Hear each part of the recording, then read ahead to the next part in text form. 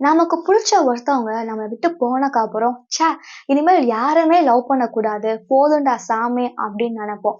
ஆனா, அந்த நேரத்துல நம்ம ஒரு பெர்சன மீட் பண்ணுவோம்.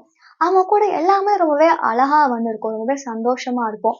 பழைய காதல கொஞ்சம் கொஞ்சமா மறக்க ஆரம்பிப்போம். ரொம்பவே அழகா வாழ்க்கை மறுபடியும் மாற ஆரம்பிக்கும். அப்போ நமக்கே தோணும். ச்சே!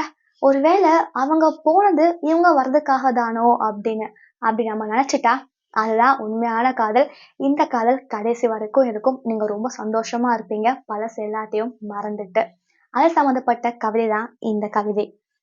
"நீ எனக்கு கிடைத்ததால் நன்றி கடன் பட்டுள்ளேன் என் முன்னாள் காதலிக்கு." அவ்வளதாங்க. ஒரு காதல் நம்மளுடைய கொடூரமான பாஸ்ட்ட மறக்க வச்சுருச்சு அப்படின்னா, அவ்வளதான். அதுதான் உங்களுக்கான காதல். அந்த காதல்ல நீங்க ரொம்பவே சந்தோஷமா இருப்பீங்க.